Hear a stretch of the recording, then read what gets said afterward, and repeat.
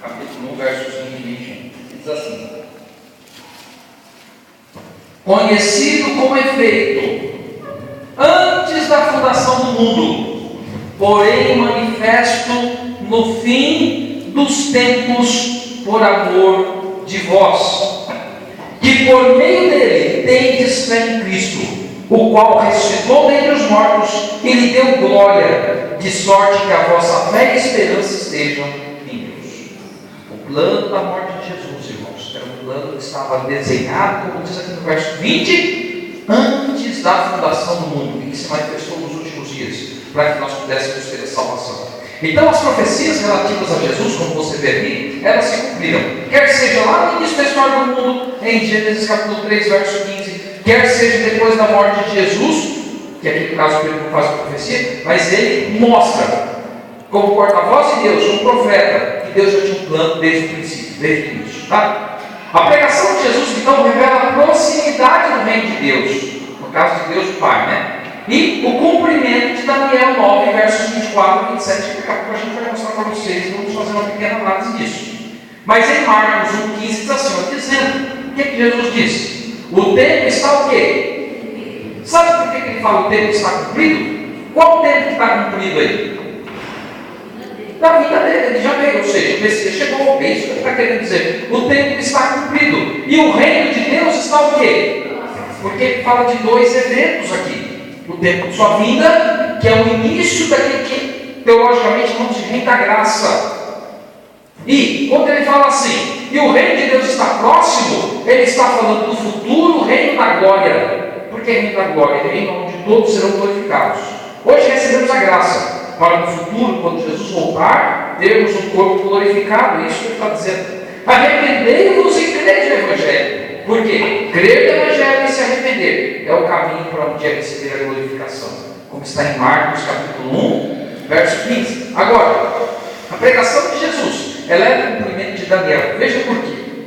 Daniel capítulo 9, versos 24 a 27, diz as seguintes palavras. Eu quero que você tente prestar atenção nisso aqui, porque é um pouco longo e um pouco complicado, para não tentar explicar.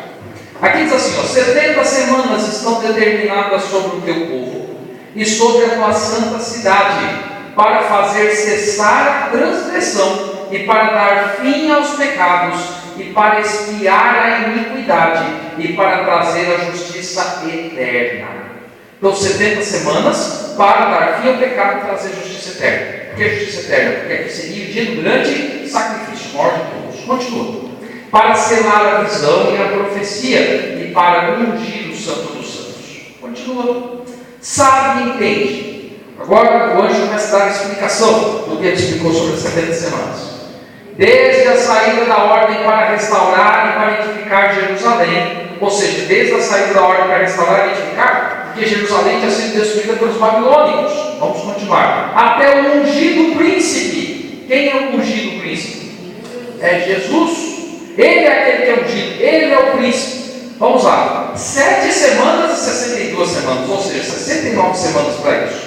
As praças e circunvalações se reedificarão, ou seja, a cidade seria reconstruída, mas em tempos angustiosos. Quando você lê o livro de Neemias, o livro de Esdras, você vê que o povo sofreu para reconstruir a cidade. Não foi fácil, mas eles reconstruíram. A profecia se cumpriu. A profecia Daniel escreveu mais ou menos no ano 550, 560 antes de Cristo. Tudo isso aqui começou a se retificar 100 anos depois. Mas vamos continuar. Depois das 62 semanas, será o quê? Morto ungido, e já não estará. Ou seja, ele teria que morrer, sim ou não? Ele era o príncipe, ele era ungido, mas tinha que morrer. E Jesus cumpriu isso. E o povo de um príncipe que há de vir, por que fala um príncipe que há de vir? Destruirá a cidade e o santuário. Quem era esse povo? Quem foi o povo que destruiu a cidade e o santuário depois da reedificação? Foi Jesus? Jesus destruiu o santuário e a cidade? Quem foi que destruiu, irmãos? Vamos lá, pensa um pouco aí. Não é difícil, é fácil. Não é difícil. Depois que Jesus morreu, quem destruiu Jerusalém? Quem foi? Pensa um pouco, irmãos, não é difícil. Vê se alguém lembra. Ninguém vai lembrar? Nem você lembra? Os romanos. Oh, fala mais alto aí para todo mundo ouvir. Os romanos. Obrigado, viu?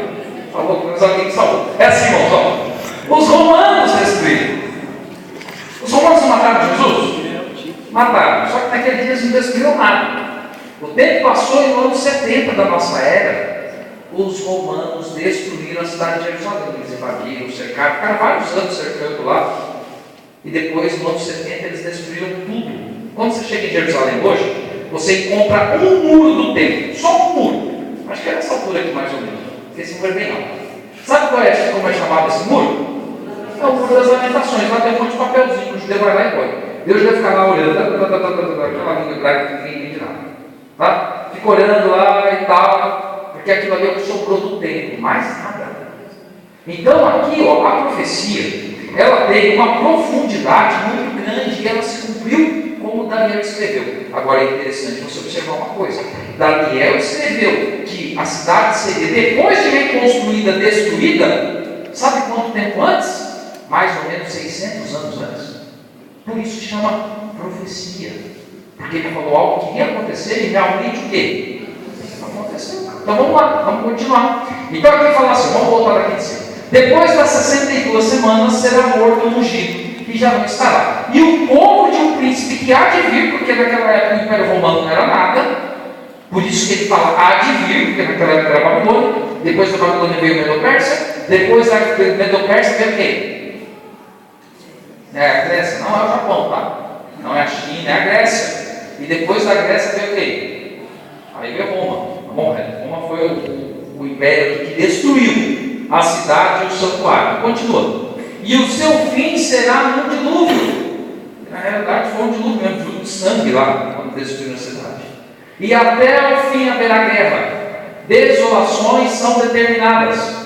Agora aqui ele volta a falar do príncipe do ungido. Ele fala assim, ó, ele, que no caso é o príncipe ungido, fará firme aliança com muitos por uma semana. E na metade da semana fará cessar o sacrifício e a oferta de manjares. Por que na metade da semana ele faz cessar o sacrifício? Porque ele morreu. Porque ele é o principal sacrifício. Quando ele fala metade da semana, não é que Jesus pregou só uma semana, viu? Aí você pode pensar assim, ele pregou só uma semana, na metade da semana morreu, ele morreu na quarta-feira. Porque quarta-feira é metade da semana. Não é isso. Tá? Na realidade aqui é uma semana profética. Na profecia, a gente depois mais à frente vai explicar isso. Agora eu não posso entrar nesse detalhe com profundidade, mas é rapidamente. A profecia um dia vale um ano. Então uma semana tem quantos dias? 7 dias. Se cada dia vale um ano, são quanto tempo? 7 anos. Agora, quanto tempo Jesus pregou? Você sabe? 3 anos e meio. Ou seja, por isso que na metade da semana foi cessado o sacrifício, que ele morreu. Tá, mas mesmo depois da morte dele, a pregação continuou dentro do centro de Jerusalém. Por isso que ele fala que ele firmaria aliança com muitos por uma semana. Porque foram 7 anos de intensa pregação sobre o Messias, sobre Jesus. Tá? Na metade da semana para cessar o sacrifício e a oferta de manjares, sobre a asa das abominações de Salvador, até que a destruição que está determinada se derrame sobre ele. Então isso aqui é a profecia de Daniel 9, versos 24 a 27, que a gente poderia tentar resumir nesse gráfico que está aí. No outono de 457 saiu o decreto do rei Artaxerxes para que Neemias e Esdras fossem reconstruir a cidade.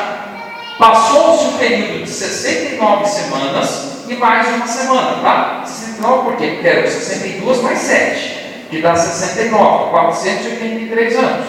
E daí, nesse período de uma semana, surge, no outono do ano 27, a pregação com Jesus. Passam-se 3 anos e meio, Jesus é o quê?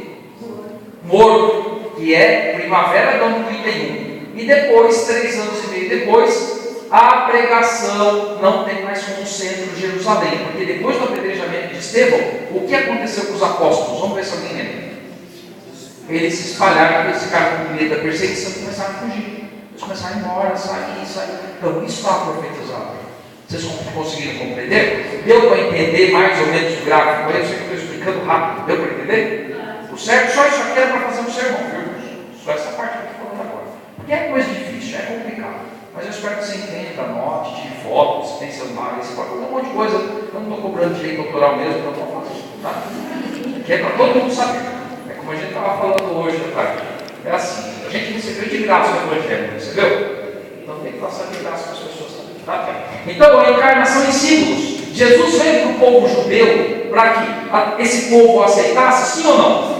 Sim, mas olha o que diz João 1 ou 11.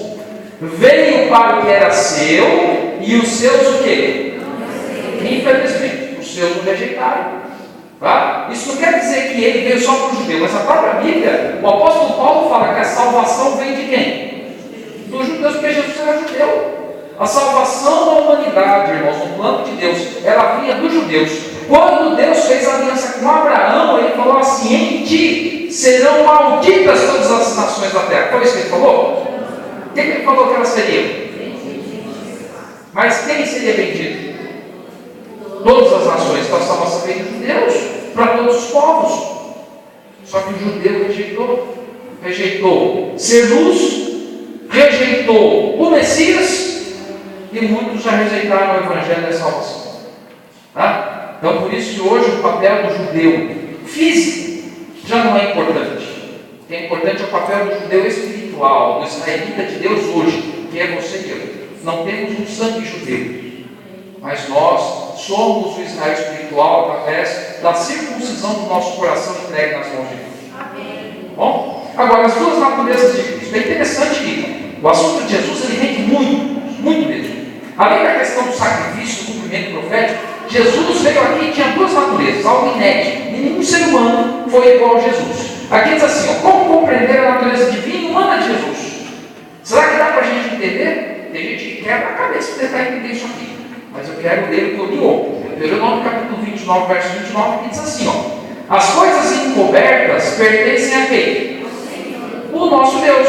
Mas as reveladas pertencem a quem? A nós e aos nossos filhos para sempre. Então Deus não revelou tudo sobre a natureza humana e divina de Jesus funcionando ao mesmo tempo. Ele não revelou tudo. Então ficar especulando é besteira, perda de tempo. Você tem que entender que realmente ele veio com a natureza humana. Dá para entender tudo isso? Não dá para entender. Atributos divinos de Jesus para compreendermos que ele é Deus. Hebreus capítulo 13, verso 8, por exemplo, fala que ele nunca muda e é eterno. Esse é um atributo do Pai. Jesus Cristo é o mesmo ontem, hoje e sempre será o mesmo. Ele não muda. Então ele tem um atributo de Deus que nós falamos ontem. Não sei se vocês lembram, falamos ontem sobre a divindade, sobre os atributos comunicáveis e não comunicáveis. E esse é um, não mudar. Ou, Jesus é o quê? Onipotente. Mateus 28, 19, ele diz assim: toda a autoridade me foi dada no céu e na terra. Isso quer dizer que ele podia o quê? O que ele podia, irmãos? Tudo. Sabe por que eu quero interagir com você? Porque a palestra é longa. E se eu interagir, sabe o que vai acontecer? Vai dormir. Você vai estar com sono, eu também já vou. Por isso que eu estou andando para lá e para cá, para não dormir. Só como vocês todos vão podendo para lá e para cá, então sabe o que você faz? Você fala, você participa. E daí vai tirando o seu sono. Tá bom? Daí é melhor você escreve, você fala votação. Eu já tive aula à noite, é difícil, mas a gente vai vencer, em nome de Jesus. Não esqueça que faltam só 19 dias, você já é o terceiro. A gente vai chegar lá, você vai ver. Olha só, 3. Jesus também é o quê? Doador da vida, ele é o Criador. João mostra isso. Ele tem vida, é o doador da vida, e ele criou todas as coisas. E lá em João 3 diz: e sem ele nada que foi feito se fez. Então ele criou tudo. Também ele revela o Pai. João 1,18, nós já lemos hoje. Ele é a revelação de Deus do Pai. Outro atributo divino dele. Vou voltar aqui. Paulo o reconhece como Deus. Em Romanos capítulo 9, verso 5, Paulo reconhece Jesus como Deus. Então aí fora ele falar, outros também disseram que ele era Deus. Agora, atributos humanos, perdão. Ele se fez carne. João 1,14 fala: ele se fez carne e habitou entre nós, e vimos a sua glória como unigênito do Pai. Então ele se fez carne e osso como nós, com lutas, com dificuldades, com dores, com fome. Jesus se fez carne como nós e viveu aqui nesse mundo. Segundo, ele foi reconhecido como homem. Vamos lá que está errado. Como homem. Filipenses 2,7 diz assim: antes a si mesmo se esvaziou, assumindo a forma de servo, tornando-se em semelhança de homens, e reconhecido do quê? Então ele não era um espírito pairando entre as pessoas, irmãos, ele era homem. Tá? Não pense que ele é Jesus Cristo homem. Um cara lá das Filipinas, Guatemala, sei lá, que disse que é Jesus. Não é não, na internet não está Jesus Cristo homem. tem nada a ver com Jesus, tá? Jesus ele se fez um homem, então entre nós, ou seja, ele tinha carne e osso. Então ele nasceu, cresceu, trabalhou, pregou e ele foi morto como qualquer homem pode ser. Tá? Além disso, quarto atributo humano de Jesus, ele foi tentado como todos os homens. Hebreus 4,15 diz assim, porque não temos sumo sacerdote que não possa compadecer-se das nossas fraquezas. Antes, foi ele o quê? Tentado em todas as coisas, a nossa o quê? Mas ele ficou como? Sem pecado. A diferença dele para nós é que ele não teve pecado. Jesus tinha uma natureza diferente da nossa, irmãos. Ele era carne e osso. Ele era homem, mas ele não tinha uma natureza pecaminosa. Por quê? Porque Adão caiu tendo uma natureza perfeita e tendo um corpo perfeito. Jesus não tinha um corpo perfeito. Jesus tinha um corpo que é possível que ele já tivesse cabelos brancos quando morreu. Teve gente com 30 anos e já tem cabelo branco. É possível que Jesus tivesse rugas quando morreu, porque ele vivia numa região desértica e além disso ele já tinha mais de 30 anos. Tem muita gente que com 30 anos não tem rugas. Ele tinha um corpo debilitado como o nosso, mas ele tinha uma natureza como a de Adão, uma natureza que não tinha pecado. Porque se ele tivesse uma natureza pecaminosa, ele não seria um sacrifício perfeito por nós. Então ele não tinha uma natureza igual a nós. Então é possível eu ser que nem Jesus, viver sem pecado?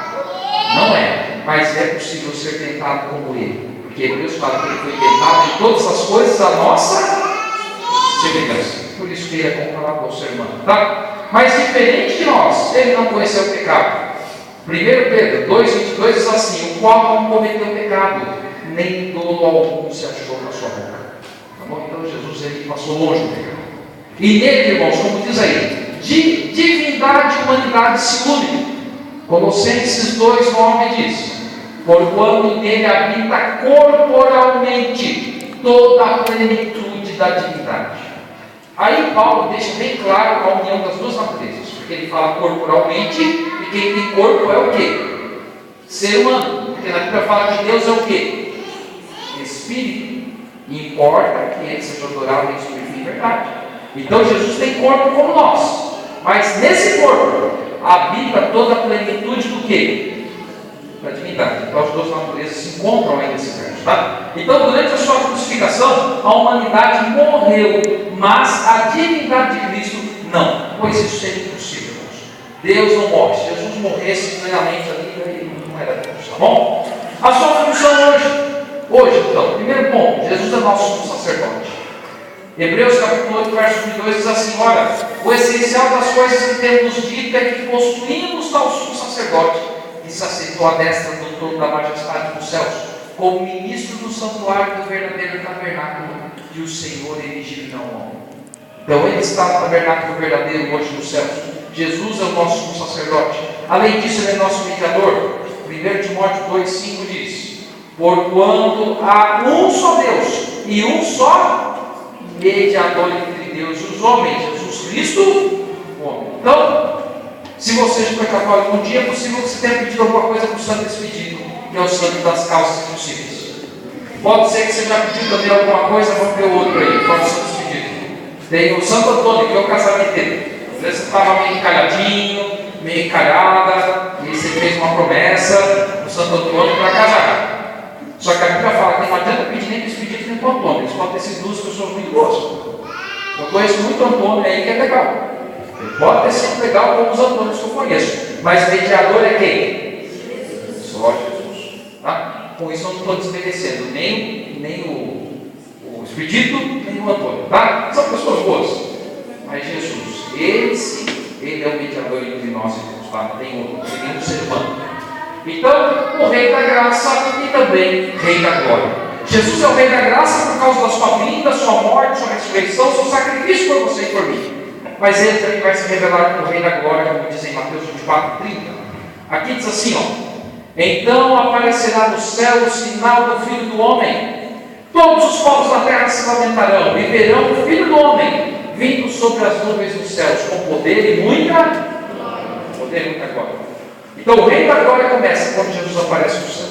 Hoje nós estamos vendo o Rei da Graça, porque Jesus morreu, deu a vida por você e por mim, Ele quer nos salvar. O Rei da Glória vai começar quando Jesus aparecer nas nuvens dos céus para levar todo o seu povo para ser glorificado nos céus, recebendo um novo corpo, uma nova vida. Amém. Okay? Agora vamos para a parte final. Foram duas partes, viu? Agora estamos chegando no Espírito Santo. Já foi o Pai, já foi o Filho. Deu para falar tudo dos dois? Não deu. Tivemos que resumir.